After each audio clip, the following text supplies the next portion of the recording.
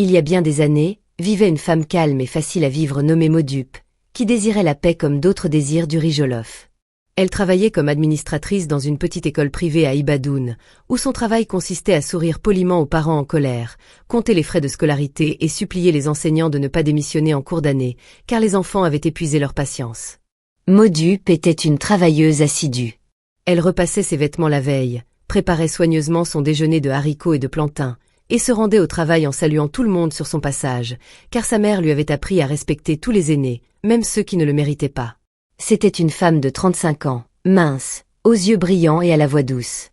Les gens disaient toujours que Modupe était trop calme pour ce monde, et elle souriait, car elle aimait la paix et l'ordre. Elle aimait savoir où sa vie la menait. Et comme sa vie avançait droit devant elle, sans détour, elle était satisfaite. Jusqu'à ce que sa tante meure. Sa tante, Mamay, était la sœur aînée de son père. Elle n'avait jamais épousé, n'avait jamais eu d'enfant, et n'écoutait jamais personne. C'était le genre de femme capable de crier sur un moustique et de le faire s'excuser. Elle avait vécu de nombreuses années à Lagos avant de revenir à Ibadoun pour gérer l'ancien domaine de son père, appelé Pise Mansion, bien qu'il n'y ait rien de paisible dans cet endroit. En fait, les locataires se battaient parfois comme s'ils répétaient pour un spectacle de catch. Quand Mamay mourut, toute la famille pleura. Mais au milieu des larmes, les gens chuchotaient aussi pour savoir à qui elle laisserait sa propriété. Comme Modupe était sa nièce préférée, elle devint le sujet de toutes les conversations dans les groupes WhatsApp familiaux. Mais Modupe n'y pensait pas trop. Elle voulait simplement que sa tante repose en paix. Quelques semaines plus tard, une lettre arriva. Une lettre qui changea le destin de Modupe plus vite que la NEPA ne pouvait couper l'électricité. Elle était désignée comme la nouvelle propriétaire de Pise Mansion. Modupe fixa la lettre pendant presque 10 minutes, car elle n'était pas sûre que l'avocat parlait de paix, PACE, ou de morceau, PIECE, comme un morceau de stress. Elle ne comprenait pas pourquoi sa tante avait ignoré tous les cousins plus âgés. Pourquoi n'avait-elle pas laissé la propriété à quelqu'un de prêt à affronter les locataires qui croyaient que le loyer était une charité et que leur propriétaire était un fonctionnaire? Malheureusement pour elle, l'avocat affirma que le testament était clair. Sa tante voulait que Modupe ait le domaine, car elle était la seule responsable. Un samedi matin, Modupe prépara un petit riz jollof et du poulet dans une glacière, noua son foulard et partit voir son héritage. Dès la porte, elle sut que quelque chose n'allait pas. Le nom « Pise Mansion » était écrit sur le mur en peinture bleue délavée, mais le « P » s'était décollé, laissant « East Mansion », ce qui sonnait déjà comme du stress. La porte était tordue, comme si quelqu'un l'avait utilisée pour s'entraîner au kung-fu.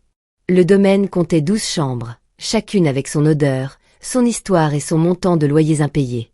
Dès que Modupe entra, Mama Favor, la générale autoproclamée des commérages du domaine, se précipita vers elle comme quelqu'un entendant une sirène. Ah, la nouvelle propriétaire, petite madame, notre ange. Elle serra Modupe contre elle, l'étouffant presque avec sa poitrine et son ventre.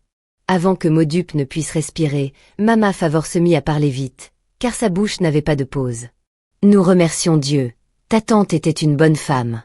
Dieu te bénisse. Tu vois notre domaine, ne t'inquiète pas. Nous coopérons. Nous sommes des gens paisibles. Aucun problème. Ironiquement, pendant qu'elle disait « des gens paisibles », un homme dans le domaine cria « Sapsing, si tu touches encore ce fil, je vais te montrer Pep aujourd'hui. » Une autre voix suivit « Viens chercher ta chèvre avant que je ne l'utilise pour la soupe Peppa. » 2 enfants coururent devant Modupe avec des sandales qui ne leur appartenaient pas. Une femme sortit en traînant un grand bassin d'eau et criant « Qui a gaspillé mon eau? Qui a ouvert mon bidon ?» La pompe à eau toussait comme un vieux monsieur enrhumé. Les murs étaient fissurés comme des biscuits, et les sols inégaux, comme si quelqu'un les avait mesurés avec une règle les yeux fermés. Modupe cligna des yeux. Ce ne peut pas être Pise Mansion maintenant, pensa-t-elle. C'est un quartier général de guerre. Pourtant, elle essaya de sourire, mais elle rencontra Monsieur Baudet. Il sortit de sa chambre en marcel et en short, comme quelqu'un qui devait une explication au monde entier. Il regarda Modupe et dit « Tu es la nouvelle propriétaire. Bienvenue. Pour le loyer, ne t'inquiète pas, on en parlera plus tard. J'attends depuis 2019. » Modupe avala difficilement. Ensuite vint Papa Success et ses 2 chèvres, qu'il avait nommées Bénédiction et Victoire. Elle marchait avec assurance, comme si elles étaient aussi des locataires payant un loyer. Papa Succès s'agita la main joyeusement et dit « Tante, ne t'inquiète pas. Mes chèvres ne dérangent personne. Elles sont bien élevées. » Pendant qu'il parlait, Victoire commença à mâchouiller les avis collés sur le mur. Maudupe prit une profonde inspiration, refusant de s'évanouir dès son premier jour. En se promenant, elle remarqua de petits trous suspects à l'arrière du domaine, comme si quelqu'un avait creusé la nuit. Elle demanda à Samson le barbier, mais il se gratta la tête comme quelqu'un cherchant une lumière à utiliser. « Ce trou, il est là depuis le temps de Moïse. » Aussitôt, Maudupe sut que quelque chose n'allait pas. Pourtant, elle resta calme, sourit et se présenta gentiment, car sa tante lui avait appris à saluer avant de crier. Elle croyait que les gens se comportaient mieux quand on leur montrait du respect. Cependant, en quittant le domaine, elle entendit 2 locataires chuchoter. « Une petite madame comme ça ne peut pas nous contrôler. »« Elle est trop gentille. On va la mettre à l'épreuve. »« Ne t'inquiète pas, elle va vite apprendre. » Maudupe entra lentement dans sa voiture, ferma la porte et posa son front sur le volant. Sa paix venait d'être kidnappée, et Pise-Mention la retenait en otage. Pourtant, elle se répétait qu'elle apporterait la paix à Pise-Mention, même si les locataires étaient allergiques à la paix. Elle rentra chez elle, fit bouillir du riz, pria un peu et dit à Dieu, « Donne-moi du courage et de la patience. Et si la patience vient à manquer, donne-moi un supplément. » Dieu entendit sa prière et lui offrit un tonneau supplémentaire de patience. La semaine suivante, elle prit son petit sac à main, arbora un sourire calme et revint au domaine avec un carnet et un stylo, car elle voulait commencer par des rénovations, des améliorations et un assainissement général de l'environnement. Elle croyait que si l'endroit avait meilleure apparence, les locataires se comporteraient mieux, car parfois, quand les gens voient de la peinture fraîche, leur comportement devient aussi frais. C'était sa pensée innocente. Elle convoqua une petite réunion, et comme les locataires nigérians n'aiment pas les réunions de propriétaires, seulement 6 personnes vinrent d'abord. Puis Mama Favor se mit à crier « Tout le monde, sortez maintenant avant que je ne mentionne vos noms à haute voix et que je ne déshonore votre génération. » Peu à peu, les autres locataires se précipitèrent, grognant et traînant leurs sandales comme des gens forcés d'aller à la dévotion du matin. Maudupe s'éclaircit la gorge et sourit poliment en expliquant son plan. « Bonjour à tous. Je suis venu vous dire que nous allons rénover le domaine. Je vais réparer la pompe, repeindre les murs, changer le câblage, réparer le drainage et la canalisation cassée, et améliorer tout l'endroit. Ce sera mieux pour tout le monde. » Avant même qu'elle ne termine sa phrase, un homme cria « Ah, pourquoi maintenant ?» Une femme s'exclama « Des rénovations dans cette économie ? Nous ne sommes pas prêts. » Papa Succès leva la main comme un élève répondant à une question. « Madame, j'espère que la peinture n'affectera pas mes chèvres. » Sœur Judith, la guerrière de la prière, ferma les yeux de manière dramatique et dit « Saint-Esprit, prends le contrôle. » Maudupe sourit à nouveau, car elle croyait que si on souriait assez longtemps au feu, peut-être que le feu se calmerait. Mais le feu de Pise-Mention ne se calma pas. Mama Favor posa ses mains sur ses hanches comme quelqu'un prêt à commencer un débat électoral. « Madame Maudupe, laissez-moi vous demander. À quoi bon ces rénovations? Cet endroit est bien comme ça. Nous y vivons depuis des années. Pas de wahala. Pourquoi maintenant? Pourquoi vous précipitez-vous » Avant même que Maudupe ne puisse répondre, 2 locataires se mirent à se disputer sur qui avait utilisé la dernière eau du réservoir. Un autre se mit à crier que la pompe à eau faisait du bruit comme un générateur la nuit. Quelqu'un d'autre cria que la canalisation sentait comme le péché. Ainsi, le chaos éclata comme des enfants se battant pour des biscuits. Maudupe leva doucement la main. « Calmez-vous, s'il vous plaît. Les rénovations sont pour le bien de tous. » Une vieille femme murmura depuis le fond. « Chaque propriétaire qui dit que c'est pour votre bien finit par augmenter les loyers. » Dès que cette femme prononça le mot « loyer », tout le domaine changea comme un choc de transformateur. « Elle veut augmenter les loyers. Elle veut nous chasser. Je l'ai dit. Elle a l'air trop gentille. Ce sont toujours les plus gentils qui ont des plans méchants.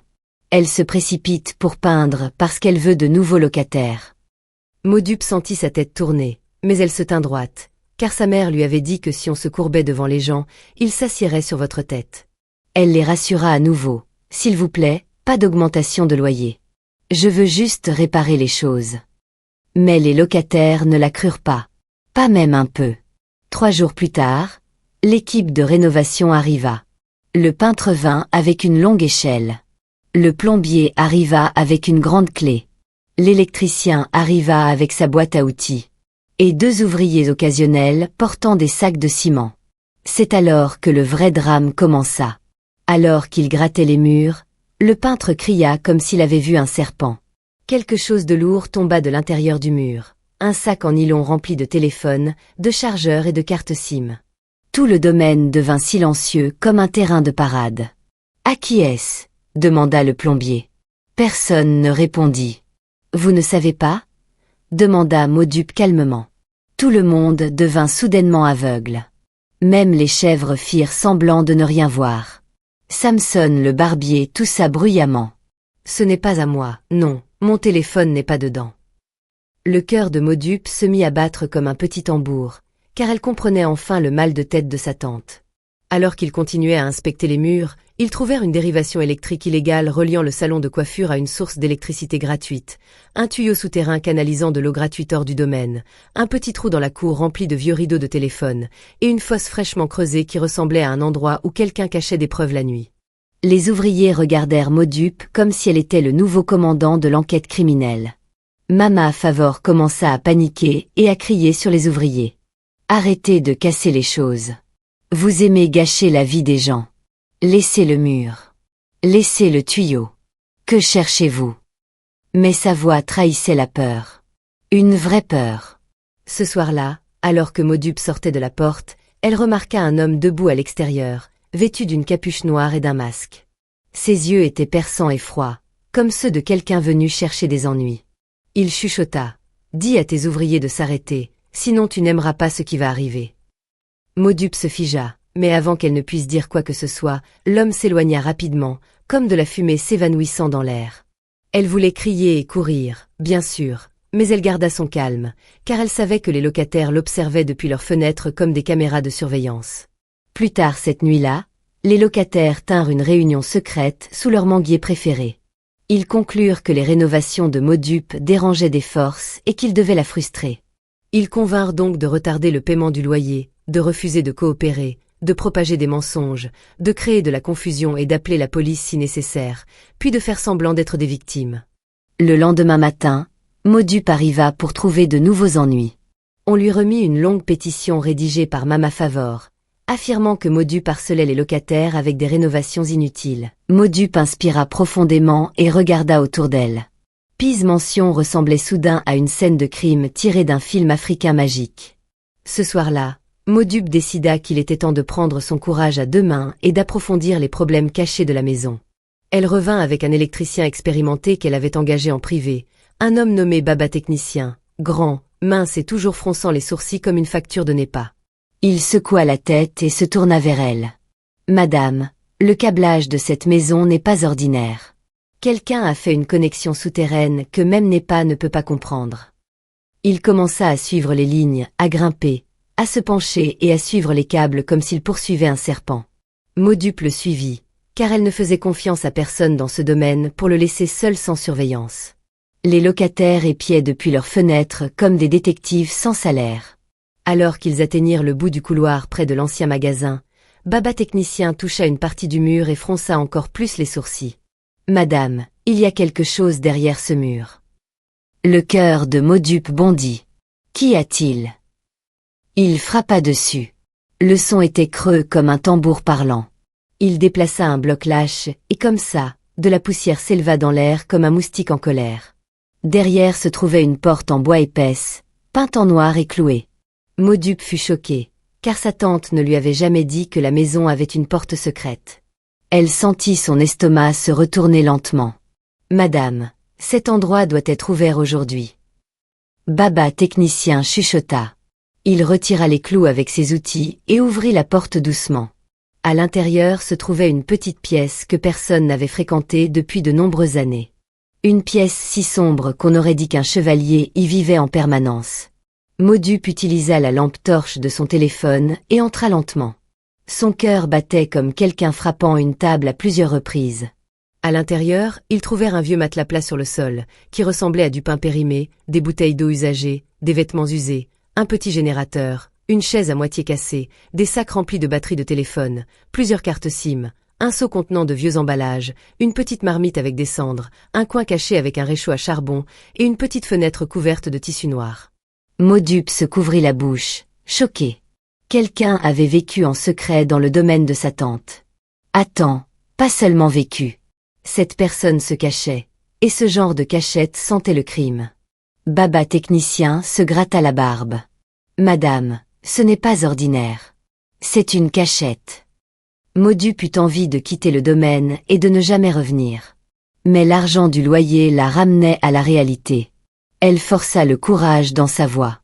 Mais qui vivait ici? Depuis combien de temps? Pourquoi les gens ne savaient-ils pas?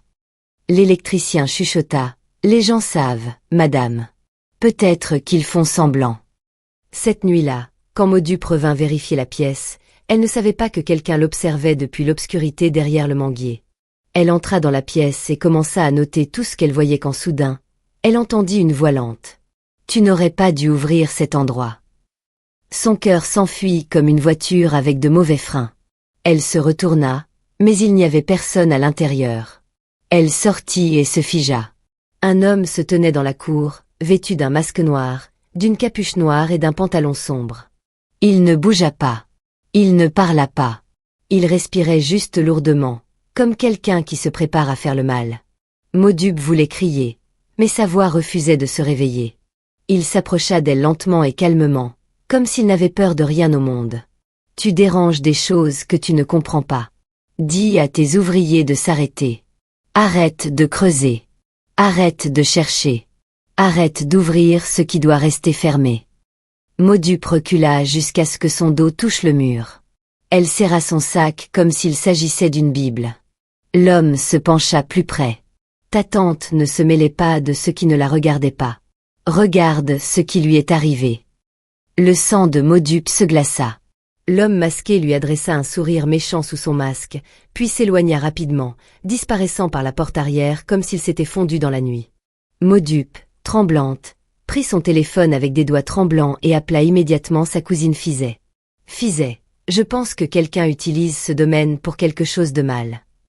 Fizet n'arrangea pas les choses. Elle dit simplement, je te l'avais dit, ne prends pas cette maison. Vends-la. Vends-la maintenant. Vends-la avant de te retrouver dans des ennuis que ton petit salaire ne pourra pas résoudre. Maudupe raccrocha, car sa tension artérielle montait déjà comme de l'huile chaude. Elle retourna dans la pièce, et en regardant autour d'elle, ses yeux tombèrent sur une petite boîte en bois cachée sous la chaise cassée. Elle la prit et l'ouvrit. À l'intérieur se trouvait le vieux journal intime de sa tante. Elle s'assit sur le sol poussiéreux, l'ouvrit page par page et commença à lire. Au début, cela ressemblait à des ragots normaux. Je ne sais pas pourquoi ces locataires se comportent comme des enfants. Papa Success refuse de vendre ses chèvres. Mama Favor propage encore des mensonges. Mais ensuite, l'écriture changea brusquement. Je l'ai attrapé aujourd'hui. Je l'ai vu se faufiler dans la cour avec un sac. Je sais ce qu'il fait. Il pense que je ne sais pas, mais je sais. Je sais tout. Sur la page suivante, elle lut. Il est entré dans ma chambre à minuit. Il m'a averti. Il m'a dit de me mêler de mes affaires. Mais je ne peux pas me taire. Je ne permettrai pas que le mal s'installe dans la maison de mon père. La page suivante disait, si quelque chose m'arrive, que Maudupe prenne la maison. Elle saura quoi faire. Elle est la seule à voir clairement. La dernière page du journal disait, un jour, il reviendra. Et quand il reviendra, il faudra que quelqu'un soit assez courageux pour lui faire face. Le journal s'arrêtait là. Aucune explication, aucun indice, juste de la peur emprisonnée dans une écriture. Maudupe serra le journal contre sa poitrine, car sa tante avait crié à l'aide en silence. Elle se sentait en colère, effrayée, triste, confuse et déterminée, tout à la fois. Elle se leva du sol poussiéreux et murmura pour elle-même. Je ne fuirai pas. Ce qui a tué ma tante ne me chassera pas. Le lendemain matin, Pise Mansion vibrait de tension, car les gens avaient commencé à parler. Les locataires se rassemblaient en petits groupes, faisant semblant de discuter de la météo, mais toutes les 2 minutes, quelqu'un disait « As-tu vu la façon dont la propriétaire se déplace ?» ou « Il se passe quelque chose dans ce domaine. » Mama Favor, l'ambassadrice des commérages, marchait de long en large comme si elle faisait campagne pour devenir conseillère. Maudupe, qui tenait toujours le journal de sa tante comme un talisman protecteur, se tenait au milieu du domaine. Pour la première fois, personne ne la regardait différemment. Il ne la voyait plus comme une petite madame propriétaire ou une jeune fille gentille qu'on pouvait tromper. Il la voyait comme quelqu'un qui avait survécu à un syndicat criminel, démasqué des criminels, affronté le danger, fait face aux menaces et qui, malgré tout, gardait sa dignité. Ils regardaient tous autour d'eux, ajustant leurs sandales, leurs chemises, toussant de fausses quintes de tout et faisant semblant de ne jamais avoir rejoint la protestation stupide contre Maudupe. Monsieur Baudet, qui devait des loyers depuis que Boiry était président, retira soudain sa casquette et s'éclaircit la gorge. « Tante, je veux dire, propriétaire, nous sommes désolés. Nous ne savions pas que les choses étaient comme ça. » La reine des réseaux sociaux, qui utilisait le plus d'eau sans jamais contribuer, toucha sa perruque et dit « Madame Maudupe, je ne les ai pas soutenus, je n'ai fait que participer à de petits commérages. » Sœur Judith, qui priait bruyamment la nuit et se disputait bruyamment le matin, s'avança avec un visage saint. « Pardonnez-les, Seigneur, et pardonnez-moi aussi, propriétaire, si je vous ai offensé par erreur. » Un par un, ils s'excusèrent. Même les chèvres bêlèrent comme si elles disaient désolées d'avoir mâchouillé l'avis du propriétaire. Mais Maudupe ne dit encore rien, car elle voulait réfléchir correctement et aller au fond des choses. Pise Mention avait traversé le danger, les mensonges, le vol et la trahison. Elle devait décider comment nettoyer ce gâchis, non seulement physiquement, mais aussi spirituellement et mentalement. Plus tard dans la soirée, elle convoqua une réunion de tout le domaine. Cette fois, personne ne discuta, personne ne fit semblant d'être un locataire senior. Tout le monde s'assit simplement comme des écoliers obéissants attendant une punition. Maudupe s'adressa à eux sans crier. « Ce domaine ne restera pas comme ça. À partir de maintenant, nous ferons les choses correctement. » Ils hochèrent tous la tête comme des lézards face au soleil. Elle continua. « J'ai le droit d'expulser tout locataire impliqué dans des activités criminelles ou du manque de respect, et j'utiliserai ce droit aujourd'hui. » Les locataires se figèrent. Sa décision tomba comme un coup de balai. Mais ils eurent un préavis de 3 mois pour les loyers impayés et les tuyaux d'eau illégaux. Il cria et essaya de supplier, mais Maudupe l'ignora. La reine des réseaux sociaux eut un préavis de 6 mois pour ses mensonges, son harcèlement envers les autres locataires et la connexion de sa salle de bain à l'eau du voisin sans permission. Samson le barbier fut lourdement amende pour sa dérivation électrique illégale. Il faillit pleurer en voyant la facture. Sœur Judith fut sévèrement avertie, car ses prières de minuit perturbaient la paix de tout le domaine. Elle promit de prier en silence à partir de maintenant. Les 2 garçons espiègles du domaine furent interdits de grimper sur le réservoir d'eau et de l'utiliser comme un but de football. Leurs mères s'excusèrent en leur nom. Les autres locataires hochèrent la tête en signe d'accord, car ils étaient secrètement heureux que les plus problématiques partent enfin. Pendant ce temps, au poste de police, la chaleur de l'interrogatoire entra dans le corps de Papa Success comme une soupe de poivre frais. Dès que les officiers demandèrent « Qui est derrière tout ça ?», sa bouche s'ouvrit d'elle-même comme une mauvaise porte. Il n'attendit même pas la 2e question. « C'est J-Boy. C'est lui le chef. C'est lui. Je ne suis qu'un petit assistant. » Mama Favor, qui criait plutôt en disant qu'elle s'évanouissait et qu'elle ne savait pas, se souvint soudain de tout avec une clarté parfaite. Dès qu'elle entendit Papa Success prononcer le nom de J-Boy, elle se redressa, retira son foulard de manière dramatique et se mit à parler comme quelqu'un qui avait avalé un micro. « Officier, laissez-moi expliquer. Non, c'est J-Boy. Il est venu me voir en premier. Il a dit qu'il gérait une petite entreprise de téléphone. Il a promis de me régler. Il a même dit que son neveu riche épouserait ma fille. Je ne savais pas que c'était un voleur. Il apportait des sacs la nuit et nous disait de les cacher pour lui. Officier, je ne savais pas que c'était ce genre d'entreprise. » L'officier la regarda avec un visage qui disait « Eh, celle-là nous prend pour des imbéciles. »« Madame, donc vous voulez dire que vous n'avez jamais soupçonné que quelque chose n'allait pas. » Mama Favor commença à essuyer des larmes imaginaires. « Officier, il m'a dit que les téléphones étaient d'occasion de Londres. » L'officier faillit rire. Papa Success continua à tout déballer comme un robinet cassé. J-Boy vivait dans le domaine avant. Depuis le temps où nous jouions au football dans ce domaine, il connaît toutes les cachettes. C'est lui qui a creusé la fosse. Il utilisait la petite pièce depuis des années. Il apportait des téléphones volés de Dube, d'Ojulegba, de partout. Je ne faisais que l'aider à cacher et à vendre un peu. Je n'ai rien volé moi-même. J'ai juste coopéré. Un autre officier siffla. Oh, donc tu es fier de dire que tu as coopéré dans un crime. La bouche de Papa Success se ferma comme une fermeture éclair. Cependant, plus ils avouaient, plus les officiers se mettaient en colère, car ce n'était pas une simple Wahala de domaine. C'était un anneau criminel discret caché dans une zone résidentielle. J-Boy utilisait le domaine comme planque, et il avait même menacé Mamay quand elle avait découvert son manège. Il n'avait jamais imaginé que Modupe commencerait des rénovations qui exposeraient sa cachette, et c'est pourquoi il avait commencé à l'intimider. La police prit leurs déclarations, les recoupa et envoya immédiatement des officiers dans le quartier de J-Boy. J-Boy, qui pensait encore être invisible, fut attrapé alors qu'il essayait de s'échapper sur une moto avec un sac à dos rempli de téléphones volés et 3 cartes SIM dans la bouche comme du chewing-gum. Quand les officiers l'attrapèrent, il cria « C'est parce que je suis un petit gars.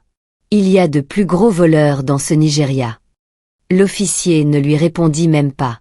Ils le menottèrent comme s'ils emballaient du pain et l'amenèrent au poste, où Papa Success et Mama Favor perdirent soudain leur voix en le voyant. J-Boy regarda Modupe et lui adressa un sourire méchant.